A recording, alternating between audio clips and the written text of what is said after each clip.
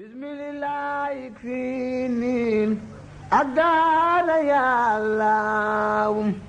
sawi baqa abin bifika ya allah ya man lahu al-amru ya man la sharika lahu wasiwa ma lilwa'd lidhika ya allah وجاتك اليوم يا رمان منتجيا فوزي بما ستوسي دنياك يا الله أنت رئيم راسي أرجو برحمتي ألا ألاقي درا منك صاحب الجلالة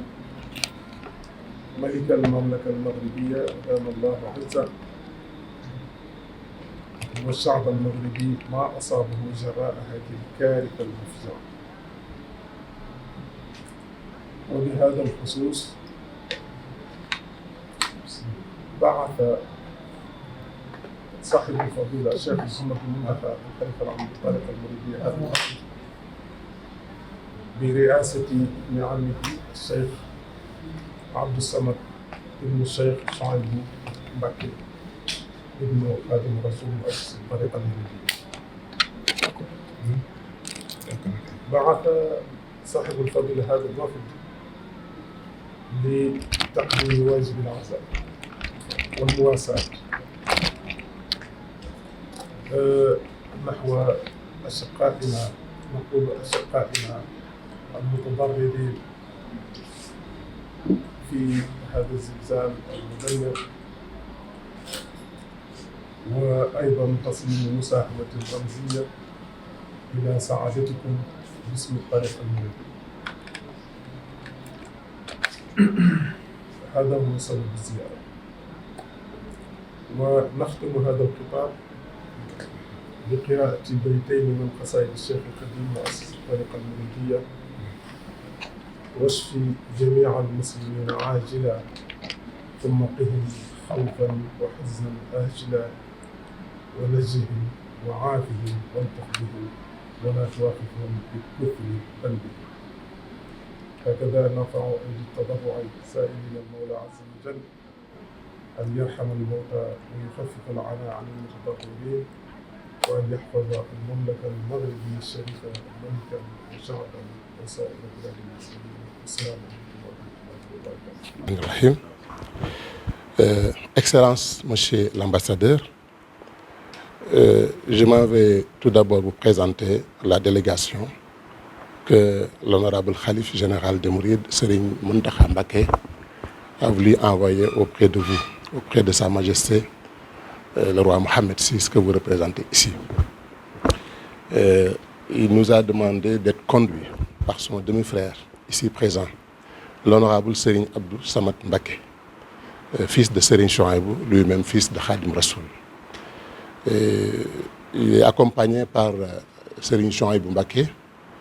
qui est le fils du Khalife général des Mourides, Serigne Abdou Khadir Mbacké, votre vieille connaissance,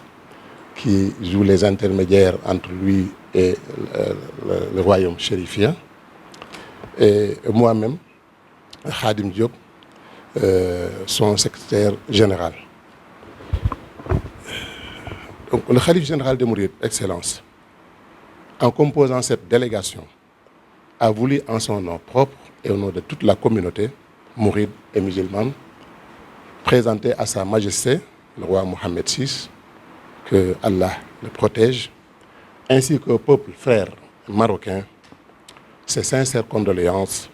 à la suite du terrible tremblement de terre survenu dans la nuit du vendredi 8 septembre dans votre cher pays frère et ayant occasionné plusieurs pertes en vies humaines.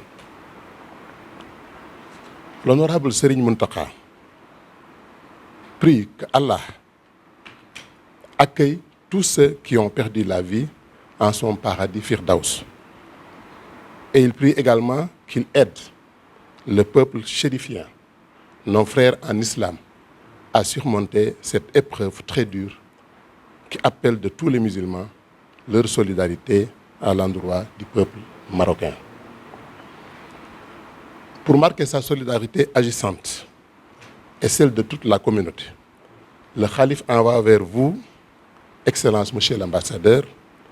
cette forte délégation conduite, comme je viens de le dire, par son demi-frère ici présent, Serigne Abdoul Samad Mbacké, qui vient vous apporter réconfort moral, mais aussi un soutien symbolique d'un montant de 100 millions de francs CFA en guise d'assistance aux sinistrés qui sont nos frères en Allah. Il formule en même temps d'ardentes prières à l'endroit du peuple marocain afin qu'il se relève de cette épreuve et continue sa marche vers la prospérité sur le chemin tracé par les hommes de Dieu que nous avons en commun et grâce à qui nous sommes unis par la foi. Voilà les propos que le Khalife nous a chargés à travers Serigne Abdoul Samad Mbacké ici présent de transmettre à travers votre personne à Sa Majesté le roi Mohammed VI, en priant d'agréer nos salutations les plus respectueuses et les plus cordiales. Exprimer ma profonde gratitude pour ce geste très symbolique. D'abord, la venue de la délégation du haut niveau, du très haut niveau, donc y compris donc les membres de la famille du Cheikh Mountakha. Donc ça dénote vraiment de l'intérêt que son éminence porte au royaume chérifien et puis au lien particulier qui le lie à Sa Majesté le roi Mohammed VI, Amir al-Mouminin, que Dieu l'assiste. C'est encore un symbole de cette relation toute particulière qui a toujours lié la ville sacrée de Touba au royaume chérifien. Et ça, enfin, dénote de cette solidarité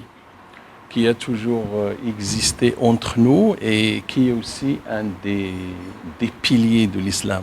L'appartenance à l'islam, c'est aussi cette solidarité permanente,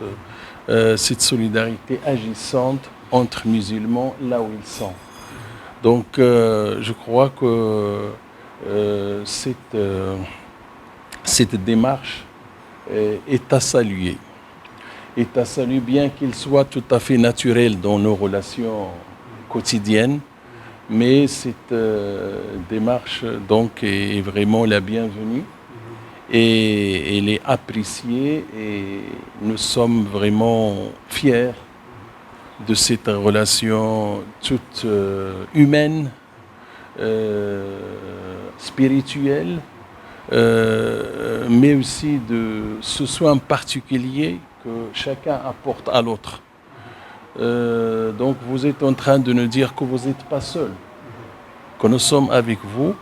Et je voudrais aussi dire que dès le début, son éminence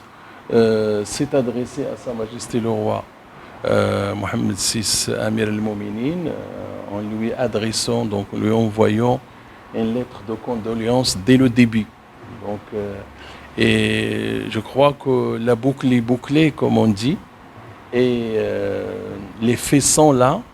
Et nous vous disons toute notre reconnaissance et toute notre considération. Et je vous demanderai de transmettre à son éminence vraiment les remerciements les plus chaleureux de Sa Majesté le roi Mohammed VI, Amir al-Mouminin, et aussi lui transmettre les salutations fraternelles de Sa Majesté le roi Mohammed VI, que Dieu l'assiste. Nous sommes, encore une fois, merci pour cet élan de solidarité admirable. Et Inch'Allah, qu'Allah protège nos deux pays, le Sénégal et le Maroc, et qu'Allah protège nos leaders, et qu'Allah donc nous rassure dans nos pas et nous permette vraiment d'aller de l'avant sur le plan de